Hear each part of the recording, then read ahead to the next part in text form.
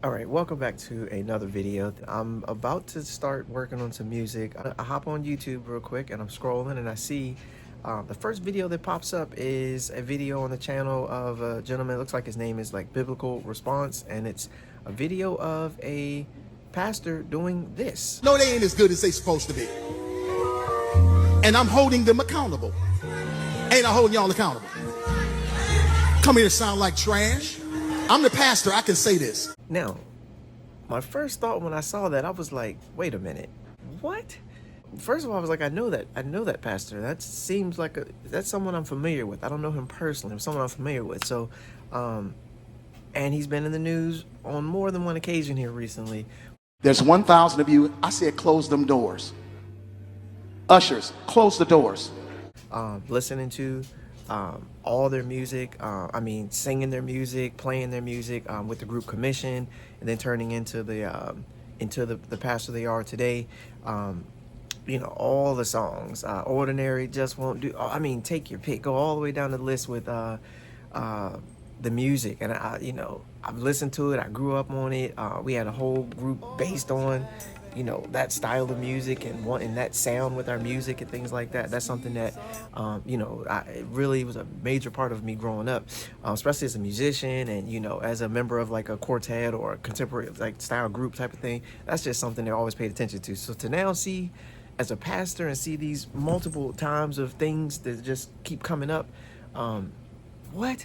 So you guys saw the video. I'll show it to you one more time before I comment on it. No, they ain't as good as they supposed to be. And I'm holding them accountable. Ain't I holding y'all accountable? Come here to sound like trash. I'm the pastor, I can say this. And now this is the thing. This is not really a direction I plan on going with this channel. I do have a Ty Reacts channel. If you haven't checked that one out, I'll have all my stuff linked, of course. But why? I don't understand this. Why? Gather my thoughts here. Why do we keep doing this? He's not the only one. There's multiple pastors and church leaders and things like that all across that just keep doing this stuff in the mic in front of everybody. Now, I get it, right? Like if I'm a basketball player and I'm on the court and we practice the play and the coach calls the play and I go to run the play and I don't run the play properly. The play was supposed to be a backdoor cut and I end up, flashing to the wing or something like that. And I get to the sideline, the coach, if he's really that upset about it, he's probably going to reprimand me right in front of everybody, in front of the whole team, so everybody know what's going on. So I kind of understand that, but that's a professional sport where people are getting paid millions of dollars to do a job. If you can't remember to go out instead of in, and you're getting a $500,000 check, now I don't want to say money is the issue. You know what I'm saying? It's not ultimately always about money, but in that platform, it's the NBA, it's the NFL. You guys see NFL players arguing on the sideline with the coach and stuff all the time. You see that kind of thing. And when you're dealing with people in a certain environment, a certain atmosphere, there are going to be some heated moments. There are going to be some times where you may not see eye to eye, or you might disagree, or you may not like what you saw where it needs to be discussed. And I prefer to discuss it at that time versus don't say anything about it, let it boil over, and then blow up 6 months down the road based on something that happened 6 months ago that we could have addressed at that time versus multiple additional things happening and then being like, now they all culminated, now we just blow up. So I have to think, knowing how churches and how ministry works and playing music for 30 plus years, I have to think that that's not the first time they've heard that from him. Okay, so, just erring on the side of both of it. I have to think that's not the first time they heard from him saying something about their performance or what they're doing or what they're not doing. Because, like he said, he is a professional musician. He's been a professional musician. He's an artist, hit record after hit record. He does this, like he was not lying. This is what he does. And I'm of the mindset that, if you're not performing at the level I need you to, I don't need you. I'll find someone else that can. Or unless I feel like I can work with you, then we can work together. As long as I feel like you're open and receptive to what I'm saying, then we can continue to grow and work together. So, playing from both sides, I understand the intensity. I understand the passion. I understand being upset. What I don't understand, though, and this is the reason why I made this video, is I don't understand why that continues to happen in church.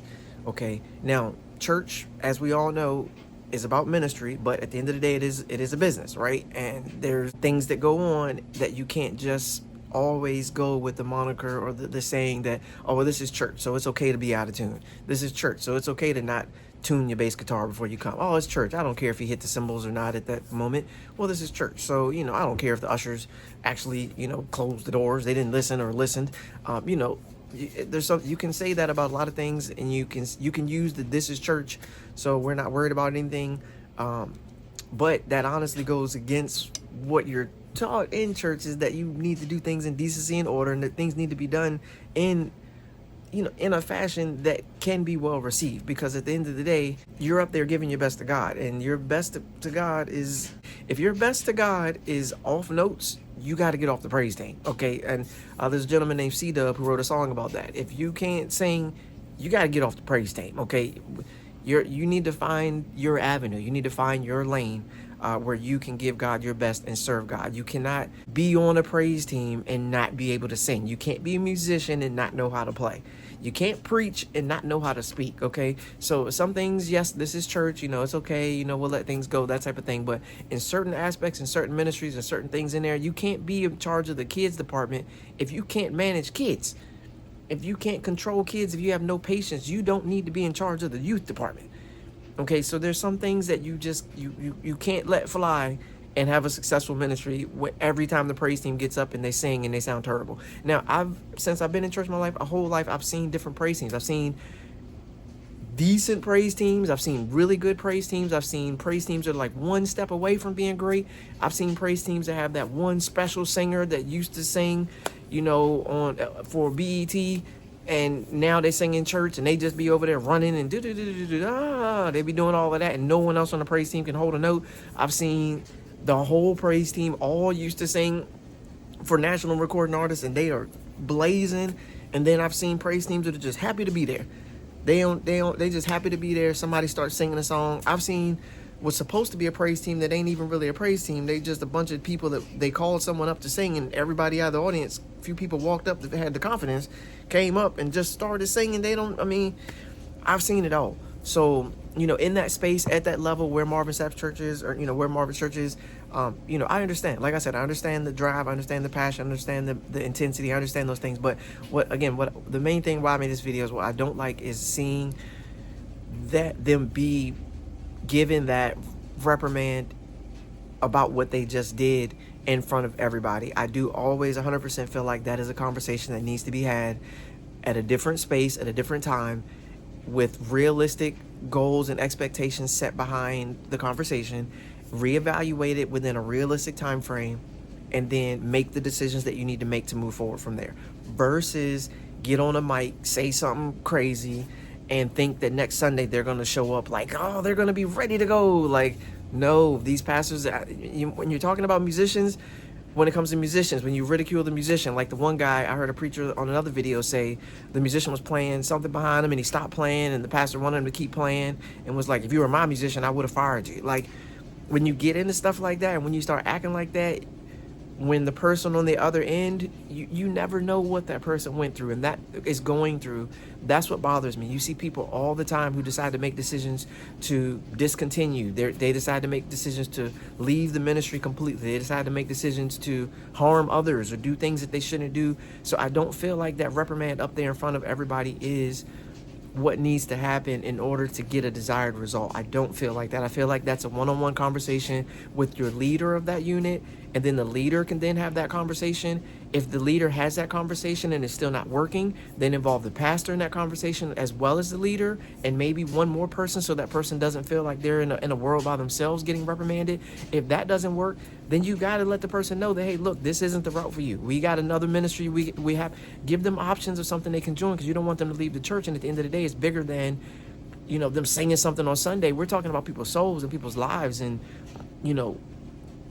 allowing that person to be the best version of themselves. Like, you don't want to take someone's will and desire away to be a part of ministry because of, a sound that you didn't hear, that you didn't think was the right, or may not have been the right sound. You don't want to take someone's complete drive, motivation, passion away from ministry and have them, switch up. But at the end of the day, you know, I'm not the pastor of that church, and like he said, he's the pastor. If he made a decision, that's what he wants to do.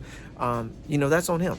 That ultimately is going to come back on him. How he shepherds his flock, how he deals with different people, and what avenue they decide to go on. That's ultimately going to be on him. So he felt that it was okay for him to say what he said when he said it at that time. That's on him. I'm not here to say nothing about how that man is pastoring his church. That's what he feels like. There's, you know, tons of people that join that ministry and become a part of that ministry. I'm sure there's plenty of people that leave that ministry. There's plenty of people that are looking forward to coming to that ministry next Sunday. You know, there's different things like that. So that's not my place here. But what I am saying is that I just feel like when it comes to dealing with people and ministry, there is a way to go about it to where you can get a desired result from a person by having a conversation, outlining some specific plan, a pattern, some steps that can be taken to get there, and then if they don't work, you know, mutually sitting down and deciding that, hey, this isn't the best route for you, maybe we can find a better place for you here, or, you know, try to understand their heart, what's on their mind. And like I said, at the end of the day, you really don't know what that person's going through.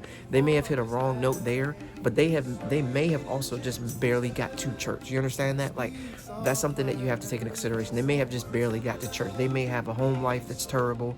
They may have job stress is wearing them out. They may have just got some news at the doctor that they didn't want to hear about a family member or themselves personally. So you never know what they're dealing with. So to get up there in a microphone and talk about how this ain't no good and this ain't no good and you need to be doing and this and this, I just don't feel like that's the proper way to go about it. I'd love to hear what you guys think. I'd love to know your thoughts on it now that you've seen the video and you've got my perspective and my take on it. Thank you guys for watching. I appreciate it. Like I said, I hadn't planned on this being kind of where my channel is going and my videos are going, but at the same time, as I see it and if I have an opinion about it or a reaction to it, I would like to share and see, so that you may see some more of this content on my channel. But thank you guys for watching. I appreciate it, and I look forward to seeing you guys on the next video. I said close them doors.